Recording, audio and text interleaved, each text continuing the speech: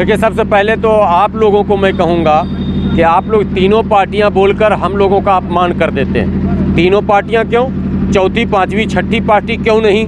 ये भी डेमोक्रेसी में पार्टी चाहे छोटी हो या बड़ी हो, अधिकार तो सबको है मैदान में आने का। तो जहां भाजपा, कांग्रेस, आम आदमी पार्टी है, वहीं MIM है, पीस पार्टी है, आज़ाद समाज पार्टी है, इस तरह की और भी पार्टियां मैदान में हैं। इसलिए केवल तीनों पार्टी अगर कहेंगे तो जनता उन तीनों में ही तय करेगी, और ये इनकी चाल होती है। इन तीनों पार्टियों की जो नीति है वो नीति तो समानांतर है। अब देखो, भारतीय जनता पार्टी को हम सांप्रदायिक बोलते हैं ना भाई। सारे भारत का मुसलमान और अधिकांश दलित इस बात को कहता है डंके की चोट पर के भारतीय जनता पार्टी का एजेंडा सांप्रदायिक है। लेकिन दिल्ली में जिसकी सरकार 10 साल से है, आम आदमी पार्टी का एजेंडा देख लो। चुनाव आते ही धर्म याद आ गया। सब पुजारियों को देंगे 18,000 रुपया सम्मान राशि, धर्म है या नहीं है? और ग्रंथियों को देंगे 18,000 सम्मान राशि, और धर्म में फिर भेदभाव देख लो। पुजारी और ग्रंथी को देंगे, बौद्ध विहार के भिक्खू को नहीं देंगे, ठीक है, चर्च के पादरी को नहीं देंगे, मस्जिद के इमाम को नहीं देंगे। और मस्जिद के इमाम का भी इन्होंने कभी किसी ज़माने में ऐलान किया था, तब भी ध्रुवीकरण की राजनीति हुई थी। और आज आपको आश्चर्य होगा कि 18 महीने हो गए, 18 प्लस हो गए, अब 21 हमारे साथी कह रहे हैं कि वक्फ बोर्ड के मस्जिद के इमाम को तनख्वाह ही नहीं मिला। तो जिसका तनख्वाह का दावा बनता है, जिस नोट की लूट हो रही है, वक्फ बोर्ड के संपत्ति से रेवेन्यू सरकार को मिलता है, आय का स्रोत है, कई शॉपिंग कम्प्लेक्स हैं, कई किराए के स्रोत हैं, वो सब सरकार लेती है रेवेन्यू, और वक्फ बोर्ड की मस्जिद के इमाम को तनख्वाह नहीं। और जिसका कोई रेवेन्यू नहीं है, कहाँ से देंगे पुजारी को पैसा? वो फंड कौन सा है? जब आपको अपने कर्मचारी को तनख्वाह देने के लिए पैसे नहीं हैं, तो पुजारी को पैसा देंगे कहाँ से, ये तो बताना होगा आपको। और फिर पुजारी को ही क्यों देंगे? भंते को क्यों नहीं देंगे? पादरी को क्यों नहीं देंगे? मौलाना को क्यों नहीं देंगे? ये एक सवाल है। तो ये जो माने कॉमनल इशू बना रहे हैं, हम हमेशा कहते हैं भारत का अल्पसंख्यक, भारत का माइनॉरिटी, भारत का SC और ST OBC ये कहता है कि कॉमन इशू, एक कॉमनल इशू है धार्मिक मुद्दा, और एक है कॉमन इशू सामाजिक मुद्दा। तो कॉमन इशू है रोजी रोटी, पढ़ाई लिखाई, दवाई, कमाई, सड़क, बिजली, पानी, और वो ज़रूरतें जिससे इंसान दो चार होता।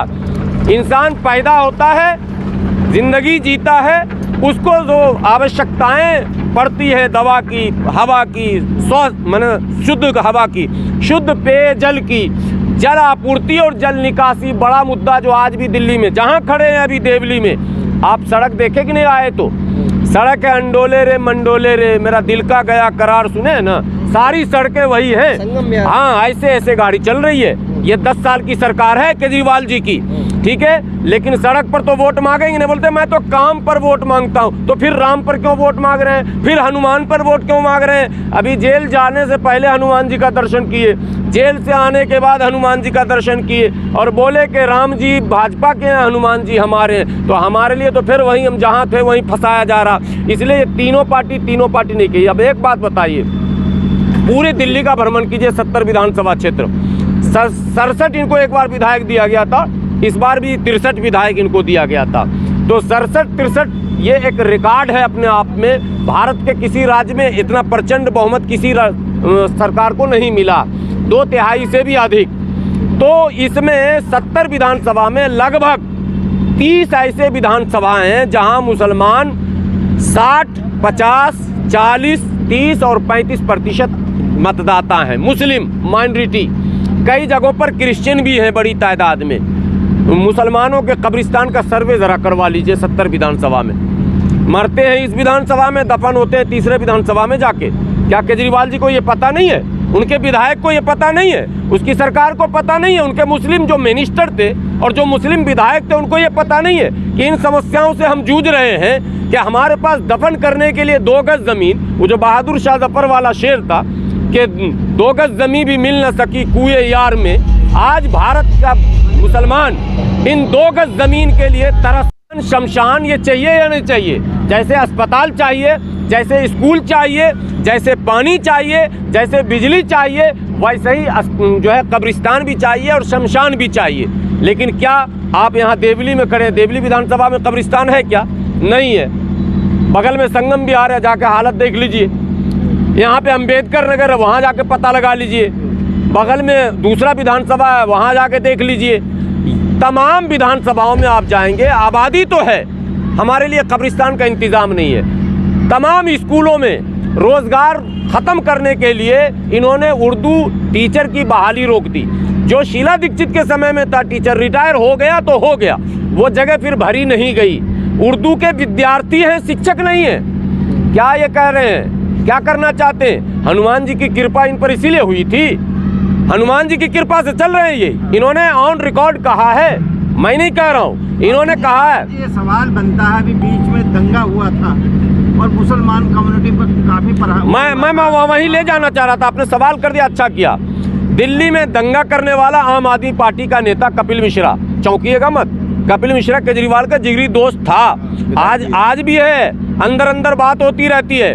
कपिल मिश्रा जल मंत्री भी था केजरीवाल सरकार में, और उसी को विलेन बना के सामने लाया गया। पूरी दिल्ली को जलाने की साजिश, केजरीवाल घर में बंद। जब तक दंगा होता रहा, केजरीवाल कभी दंगा प्रभावित क्षेत्रों में नहीं गए। क्यों नहीं गए? As a chief minister responsibility बनती है, जिम्मेदारी बनती है कि आपको दंगा प्रभावित क्षेत्रों में जाना चाहिए। आप कहते हैं दिल्ली पुलिस हमारे साथ नहीं है, लेकिन आप चीफ मिनिस्टर तो हैं, बॉडीगार्ड तो जा रहा है। आप अगर चले जाते उस क्षेत्र में तो ना चाहकर भी सुरक्षाकर्मी वहां पहुंचता। आपके सुरक्षा के नाम पर वहां पर एसपी, डीएसपी, माने एसीपी, डीसीपी रैंक के अफसर को लगाया जाता, फोर्स लगाया जाता, कम से कम माहौल बनता। आप हाल चाल पूछते, लोगों से खैरियत पूछते, किसी की खैरियत नहीं पूछी गई। इनके नेता को फंसाया गया, उसको ये नहीं बचा पाए और बाद में इन्होंने पार्टी से निकाल दिया। वैसे एक दो नहीं, कई नेता, जो दुर्गति हुई पूरे दिल्ली के लोगों ने देखा।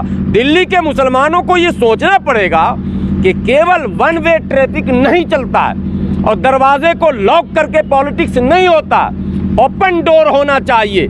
कहीं भी आ सकते हैं, कहीं भी जा सकते हैं। ये जो डोर लॉक करते हैं पॉलिटिक्स में, इसका फायदा केजरीवाल जैसे मक्कार उठाते हैं। मैं मक्कार कह रहा हूँ, उससे बड़ा मक्कार दिल्ली की धरती पर नहीं है। 10 सालों तक उसने सिर्फ मक्कारी की है, मक्कारी।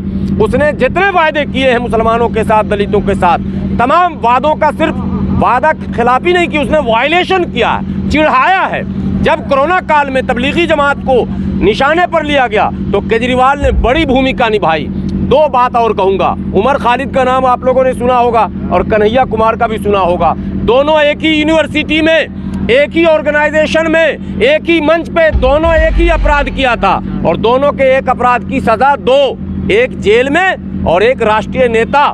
ये किसका कमाल है पता है आपको? ये कमाल अरविंद केजरीवाल जी का है, जिन्होंने कहा कि जुडिशियरी को हम अनुमति नहीं देते हैं कन्हैया कुमार के केस को आगे बढ़ाने का। तो जब कन्हैया कुमार से केस हटाया जा सकता है तो फिर उमर खालिद से केस क्यों नहीं हटाया जाता है? खालिद सैफी से क्यों नहीं हटाया जाता है? मीरान हैदर से क्यों नहीं हटाया जाता है? सपूरा जरगर का क्यों नहीं हटाया जाता है? और ये जो सैकड़ों नौजवान दिल्ली दंगे के नाम पर बंद हैं, इनके ऊपर से मुकदमा क्यों नहीं हटाया जाता? ये सवाल किससे पूछेंगे हम? अमित शाह जी से, मोदी जी से नहीं। वो लोग जो कन्हैया को हीरो बनाते हैं, हम उससे पूछते हैं कन्हैया हीरो कैसे हो गया और हमारा भाई जीरो कैसे हो गया? ये सवाल। उमर खालिद अपराधी है, खालिद सैफी अपराधी है और कन्हैया कुमार नेता है, ये सवाल